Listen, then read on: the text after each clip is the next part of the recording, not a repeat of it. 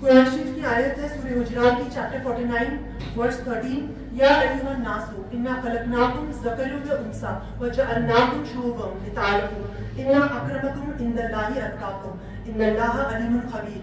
O mankind, we created you from a single pair of male and female, so that you may know each other, not that you may despise each other.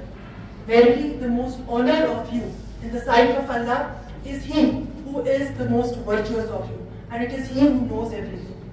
ये हमारे कुरान शरीफ की आयत है जिसमें बोला गया है कि हमने इंसानों को डिफरेंट तरीके के बनाए, डिफरेंट ट्राइब्स के बनाए, ताकि वो एक दूसरे को पहचाने। मतलब उनमें वो डिफरेंसेस जो है वो एक दूसरे से नफरत करने के लिए नहीं है।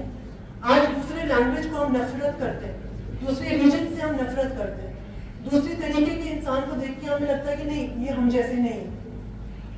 लेकिन खुदा ने जब इंसान को बनाया तो इस मकसद से नहीं बनाया डिफरेंट, वो इसीलिए बनाया ताकि उनकी डिफरेंट क्वालिटीज आए।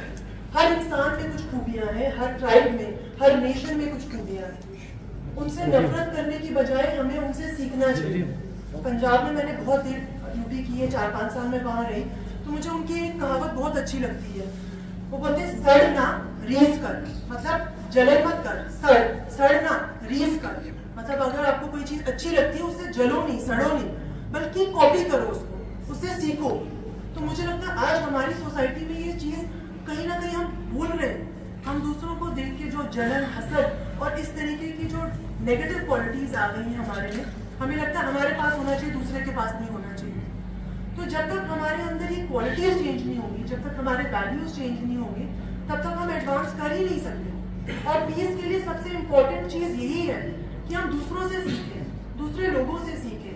अगर दूसरा कर सकता है तो मैं भी कर सकता हूँ। If one human being can do, the other person can also do. क्योंकि खुदा ने हर एक में कोई ना कोई एबिलिटी, कोई ना कोई कैपेबिलिटी, कोई ना कोई क्वालिटी जरूर रखी है। बस हमें उसे पहचानने की जरूरत है, हमें अपने आप में वो एतमाद करने की जरूरत है, हाँ मैं कुछ कर सकता हूँ। स्पेशली मैं लड़कियों से ही कहती हूँ कि आप स्पेशल इसलिए नहीं होती कि आप बहुत अच्छे कपड़े पहने और बहुत अच्छे आप दिखें। आप स्पेशल इसलिए है क्योंकि खुदा ने आप में कोई अच्छी क्वालिटी दी है कि आप कुछ ऐसा काम करें कि सोसाइटी में आप अपना ही नहीं, अपने घर वालों का ही नहीं, बल्कि पूरी ह्यूमैनिटी के लिए कुछ कर सकते हैं। अगर आप इस दुनिया में आए हैं तो आपका कोई मकसद है, उस मकसद को पहचानना सबसे पहले पेरेंट्स की रिस्पॉन्सिबिलिटी है, फिर टीचर्स की रिस्पॉन्सिबिलिटी है। टीचर्स की रिस्पॉन्सिबिलिटी ये नहीं है कि जो बेस्ट स्टूडेंट है उसको आगे आगे करते जाए, और जो हम कहें ये तो अच्छा स्टूडेंट है। मैं काफी स्कूल्स में जाती हूँ और मैं जब किसी से सवाल पूछती हूँ तो टीचर्स बोलते हैं इससे पूछो, ये अच्छा स्टूडेंट है। तो वो क्या होता है अच्छा स्टूडेंट? जो अच्छा है वो तो अच्छा ही है, जो अच्छा नहीं है उसको उठाइए, उसको उभारिए, वो आपका काम है। बच्चों में डिफरेंशिएट करना और उनको ये समझाना भी नहीं तुम इस लायक नहीं हो, तुम इस लायक हो, क्योंकि उसमें कुछ इनहेरेंट जो क्वालिटीज हैं बिकॉज ऑफ द अपब्रिंगिंग और because of the family background, ये टीचर्स की बहुत इंपॉर्टेंट रिस्पॉन्सिबिलिटी। और मुझे लगता है ये प्रोफेसर्स हमारे कॉलेजेस में भी जो है उनकी बहुत इंपॉर्टेंट रिस्पॉन्सिबिलिटी कि हर बच्चे का आइडेंटिफाई करना कि उसमें क्या क्वालिटी है और वो किस तरीके से अपने आप को प्रेजेंट कर सकता है। क्योंकि एक बच्चा जब कॉलेज में आता है वो एक बच्चा ही होता है, फिजिकली वो शायद ग्रोन अप हो लेकिन मेंटली वो अभी बच्चा होता है और उसको हैंड होल्डिंग की, सपोर्ट की जरूरत होती है। मैं अपना कहूँ तो I was fortunate enough that my teachers realised कि नहीं तुम इस चीज में अच्छी हो, तुम ये करो। And I was given the chance to represent my college in different universities. मैं दूसरी स्टेट्स में जाती थी, जब मैं रिप्रेजेंट करती थी अपने स्कूल कॉलेज को, that give me lot of confidence. तो मुझे लगता है वो कॉन्फिडेंस जो है नेचुरली तो होता ही है, लेकिन जब तक आप उसको, उस बच्चे को उभारेंगे नहीं, उसको हैंडहोल्ड नहीं करेंगे, उसको शाबाशी नहीं देंगे, आप सिर्फ बेस्ट स्टूडेंट्स को जो फर्स्ट आ रहा है, टॉप कर रहा है, उसको ही शाबाशी देते जाएंगे, तो बाकी समझेंगे कि हाँ, जिसको कहते हैं labelling theory, you label some children as good and you label some children as bad.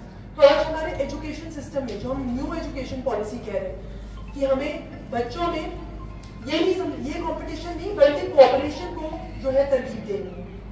तो मुझे लगता है वो हमारे एजुकेशनल इंस्टीट्यूशंस का काम है।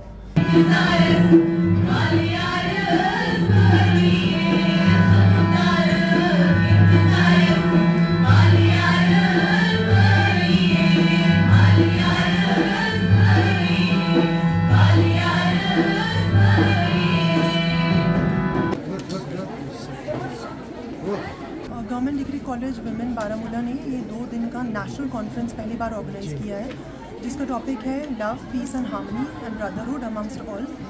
तो इस पे सारे जो प्रोफेसर्स हैं वो डिफरेंट कॉलेजेस से आए हैं, डिफरेंट स्टेट्स ऑफ इंडिया से।